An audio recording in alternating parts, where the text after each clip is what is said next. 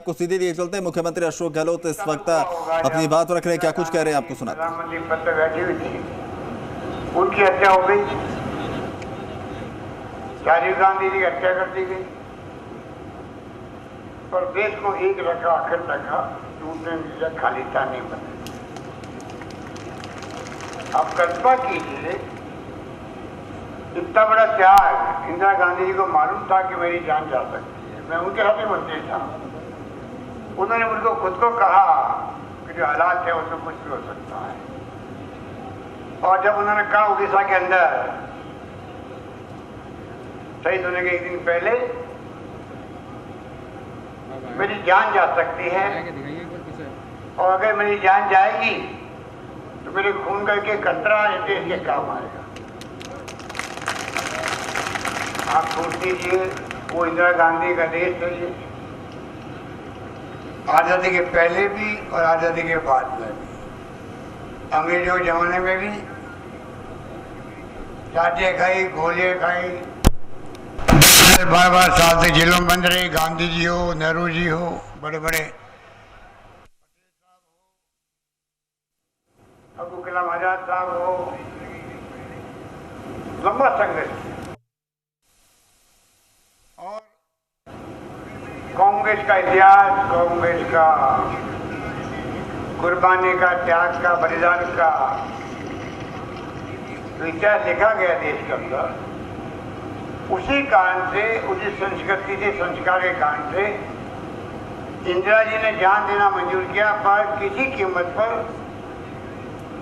पंजाब को अलग नहीं होने दिया, खालिस्तान ने बने दिया। ये जज्बा होता देश प्रेम का। जैसे हमारे शहीद लोग हैं पूरे राजस्थान के अंदर, अलवर में भी हैं, हर जिले में, जयपुर हो चाहे वो शेखावटी हो, चाहे मारवाड़ हो, मेवाड़ हो, कहीं के हो, इनके घर में जज्बा क्या है। जब कारगिल युद्ध हुआ था तो करीब 65 लोग मारे गए थे राजस्थान के। मैं उस वक्त 22 साल पहले मुख्यमंत्री था। मैं करीब 56 लोगों के घर गया था उस वक्त। जब उनका शव आता था तो गांव के गांव उमड़ते थे, और क्योंकि नौजवान थे मरने वाले, तो दादा दादी भी जिंदा थे, उनके माँ बाप तो ठीक थे। ऐसा जज्बा मैंने देखा घर घर के अंदर कि चाहे हमारा दूसरा बेटा चला जाए परवाह नहीं करेंगे, पर देश की सीमा को रक्षा करेंगे। ये जज्बा राजस्थान के अंदर है। तो मैंने कहा उस वक्त, मुझे कहा जाए कि मैं ऐसे प्रदेश का मुख्यमंत्री हूँ जहाँ पर हर घर के अंदर देश की सीमाओं की रक्षा करने के लिए देश प्रेम की भावना खोल खोल के भरी हुई। मैं कहना चाहूंगा कि जब सुनते हैं मोदी जी के मुंह से, जिनके लिए आज हिंदुत्व को लेके, हिंदू को लेके आज लोग पागल हो रहे हैं, हिंदू राष्ट्र की बात कर रहे हैं, हिंदू की बात कर रहे हैं, महंगाई की बात नहीं करेंगे, महंगाई की बात नहीं करेंगे, हिंदू की बात करेंगे, हिंदुत्व की बात करेंगे, राष्ट्रवाद की बात करेंगे। क्या यहाँ बैठे हम लोग सब हिंदू नहीं है? हम हिंदुत्व की भावना नहीं समझते हैं? हम राष्ट्रवादी नहीं हैं? ये सोचना पड़ेगा। एक माहौल असर बना दे देश के अंदर। लोग महंगाई की बात नहीं कर रहे। अभी मैंने कार्टून देखा, कार्टून तो क्या देखा, किसी का मैंने वक्तव्य देखा 2 लाइन का,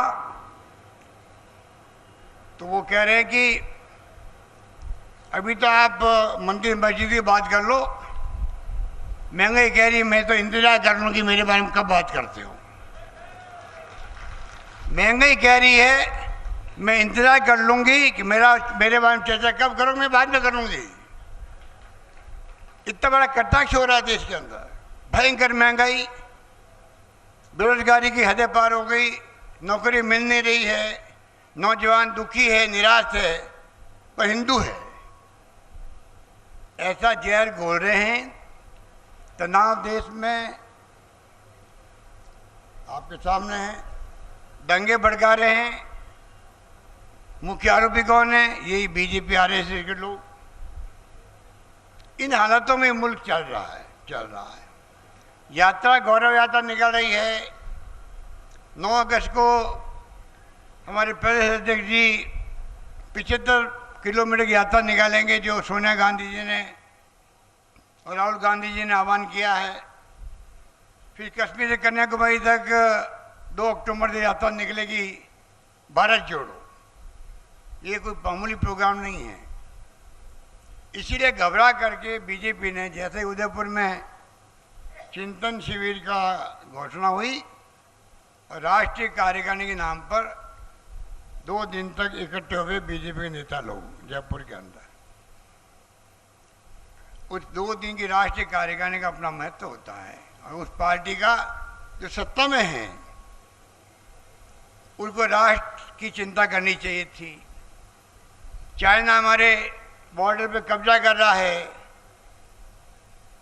लंबी चौड़ी जमीन का कब्जा कर चुका है, गांव बसा रहा है कई इलाकों के अंदर।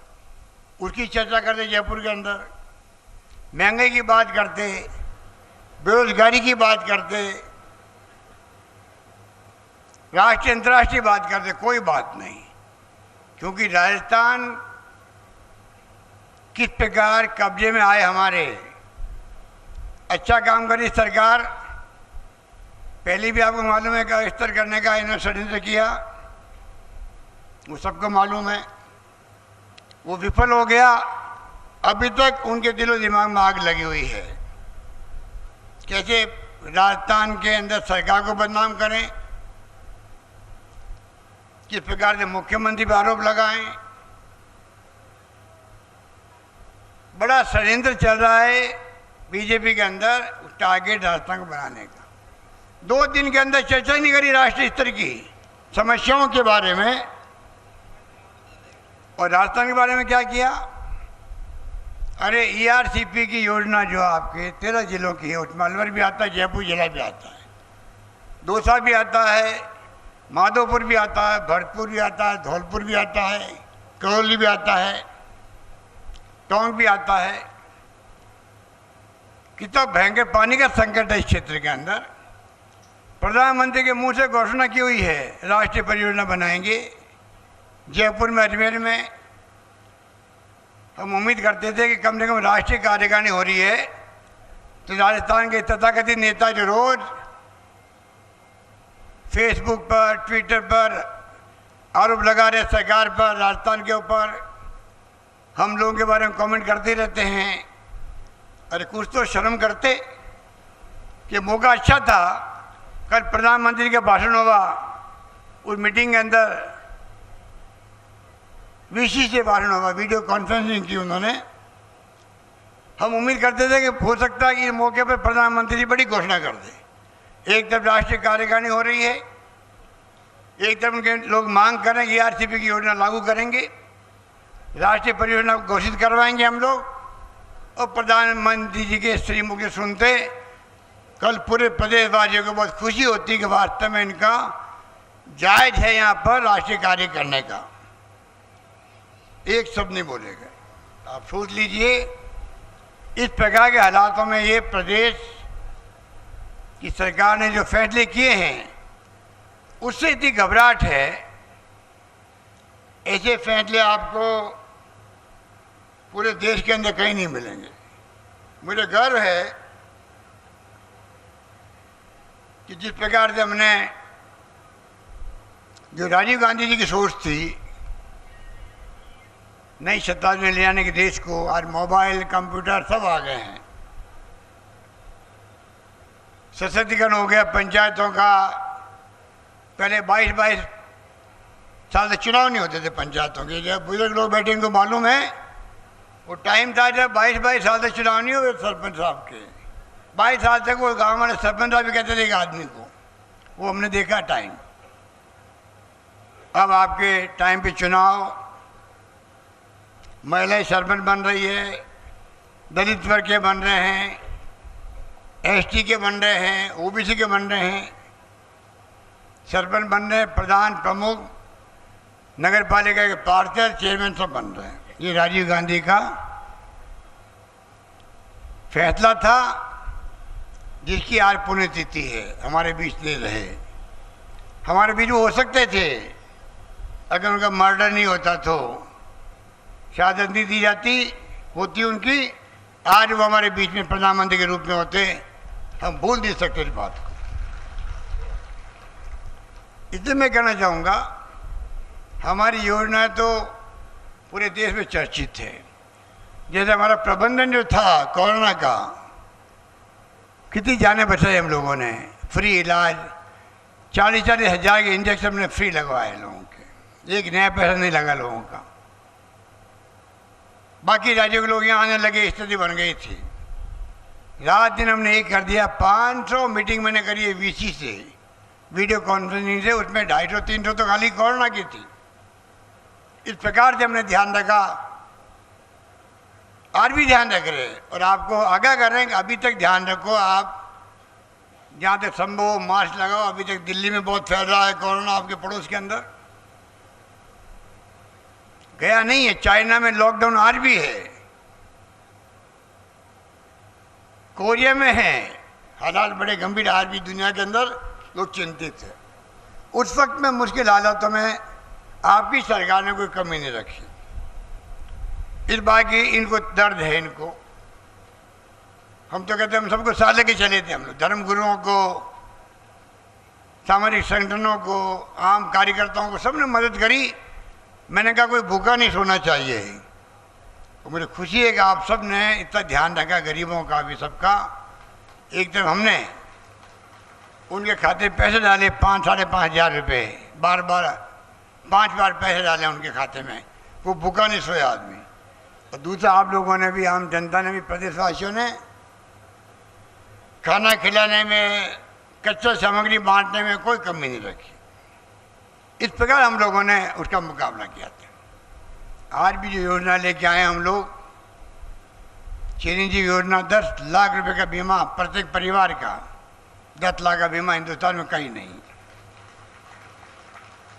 एक भाई मुझे मिला गांव का, कहता मैं गांव से, मेरे कोई रिलेटिव आए थे, उनका मैंने सीके बिरला बड़ा प्राइवेट हॉस्पिटल है, वहाँ इलाज करवाया, हार्ट का, हृदय का, बाईपास का।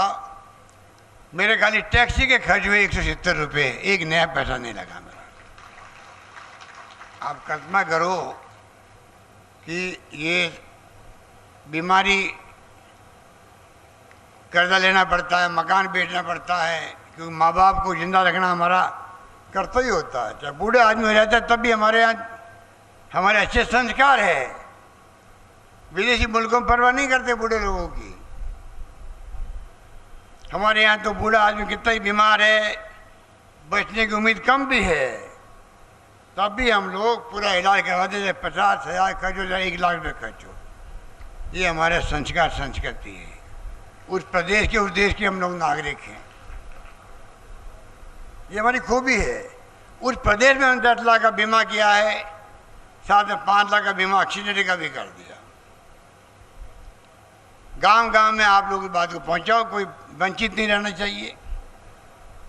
यहाँ तक हमने किया है, कोई वंचित रह भी जाए, अचानक बीमार पड़ गया, भर्ती हुआ है, अस्पताल की ड्यूटी है कि वो कलेक्टर को इतला करेगा, इलाज फ्री होगा, कलेक्टर उसका कार्ड बनवा देगा बाद के अंदर। यहाँ तक मैंने व्यवस्था कर रखी है।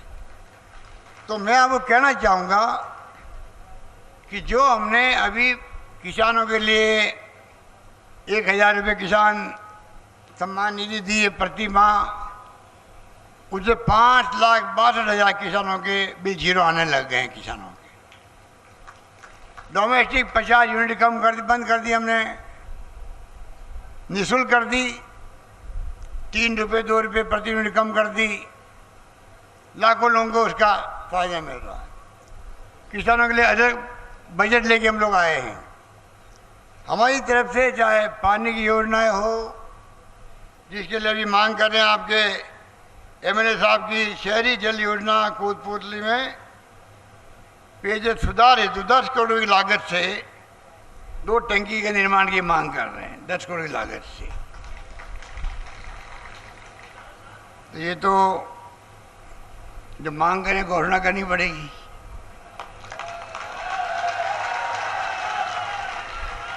एक मांग की इन्होंने पाना देवी मोरिजावाला कन्या स्नातक महाविद्यालय को स्नातकोत्तर पीजी में बदलने के लिए। आपको मालूम है कि हमने ये हमारे विधायकगण बैठे हैं साथ, सभी साथी, इंदिराज गुजर भी है और तमाम लोग यहाँ पर बैठे हैं। जो इनको पूछो कभी आप इनको, जो विधायक मांग रहा है हमसे, कॉलेज, तहसील, एसडीओ ऑफिस, सड़क, कोई काम मांग लो,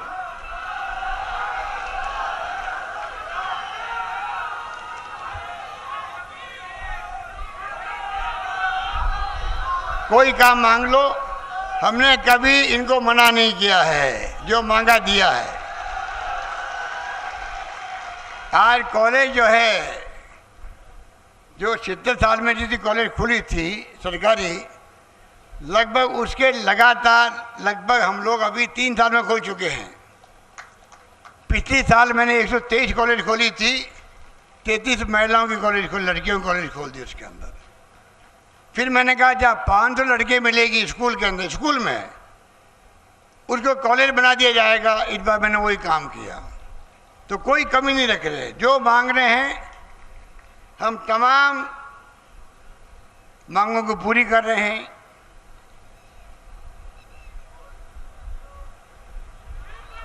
खाली सब मांगे पूरी कर रहे हैं, खाली जिला बनाने के अलावा।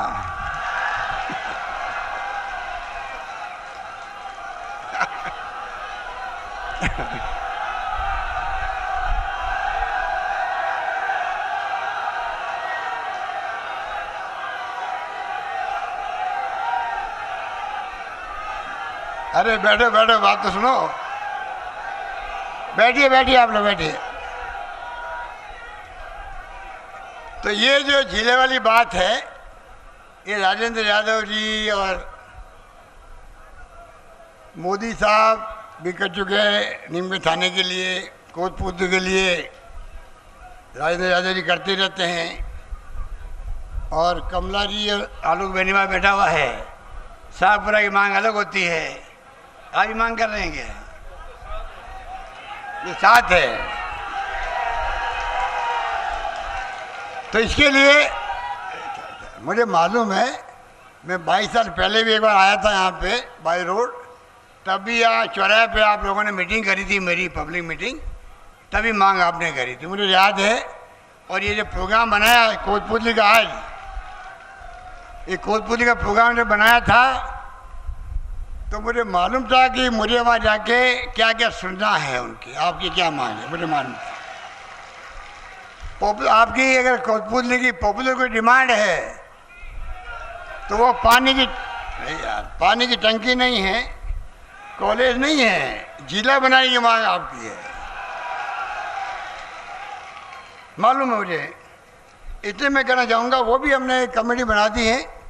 मैं उम्मीद करता हूँ कि उसकी रिपोर्ट आते ही फैसले करेंगे क्या कर सकते हैं, क्या करना चाहिए, वो समझ करेंगे।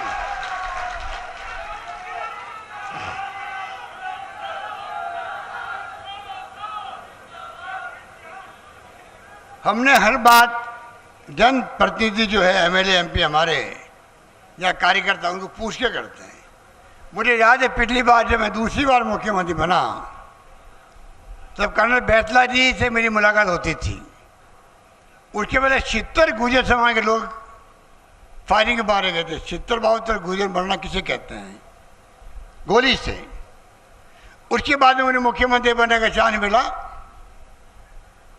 5 साल तक मैंने, कर्नल साहब पटरियों में बैठ गए होंगे, कई बार धरने दिए होंगे, हमने प्यार से बात करी, संदेश करी।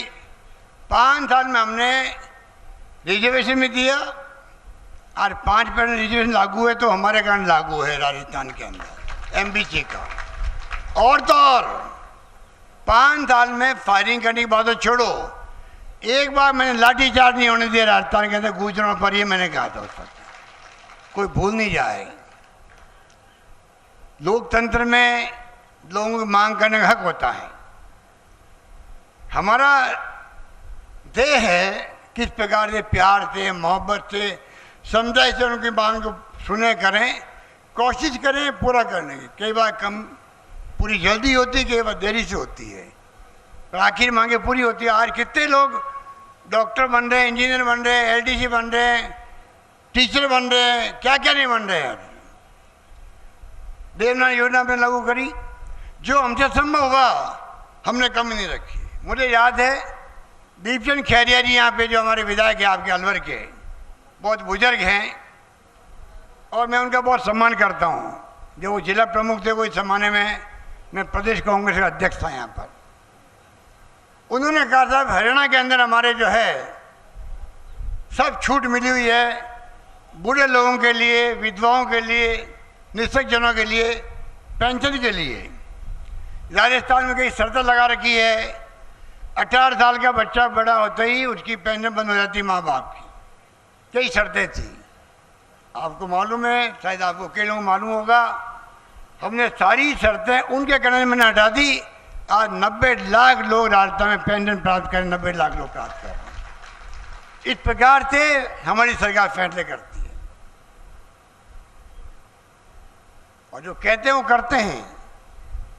पिछले चुनाव में हमने कहा, राहुल गांधी जी ने वादा कराया सरकार हमारी बनेगी, हम कर्जे माफ़ करेंगे।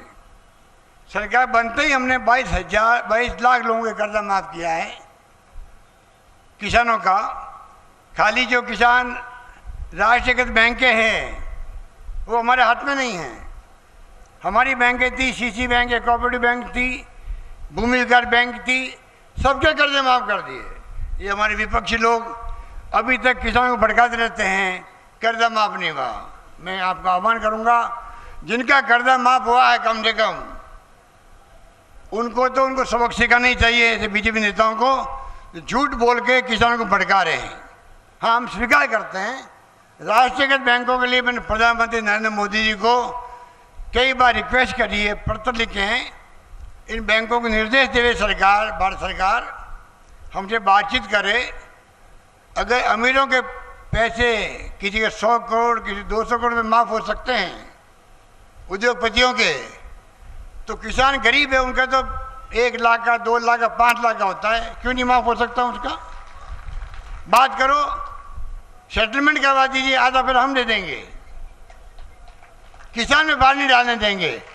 बात करने तैयार नहीं हो रहे वो लोग। इस प्रकार के हालात में जो चल रहा है शहर, आज शहर के अंदर हम लोगों ने इंदिरा गांधी के नाम से नरेगा शुरू किया। नरेगा की तरह हिंदुस्तान में कहीं पे नहीं है। यहाँ पर जहाँ नगर पालिका है वहाँ पर काम खोले जा रहे हैं। सड़कें हम लोग 10, 20, 30 किलोमीटर की सड़कें दे रहे हैं हम लोग। वहाँ पर सरकारी खजाने से नगर पालिका के प्रशासन होते नहीं है, वो कर रहे हैं। तो हमारी तरफ से आप देख रहे हैं कि कोई भी कमी नहीं रख रहे हैं। डेयरी के अंदर 5 रुपये प्रति लीटर दूध का बोनस हम दे रहे हैं। हिंदुस्तान में कहीं पे भी नहीं है, राजस्थान सरकार दे रही है। पिछली बार सरकार में हम लोग थे तो गेहूं के ऊपर हमने 150 रुपये दिए थे बोनस किसानों को। फिर भारत सरकार इनकी बन गई तो रोक लगा दी उसके ऊपर भी। तो मैं निवेदन करना चाहूँगा, आज राजीव गांधी जी की पुण्यतिथि है। उनके वक्त में जो जो काम हुए वो आप जानते हैं और आप समझते हैं कि अगर वो उनका जो सपना था देश के लिए, उस सपने को पूरा करने का काम कांग्रेस के कार्यकर्ता दिलो दिमाग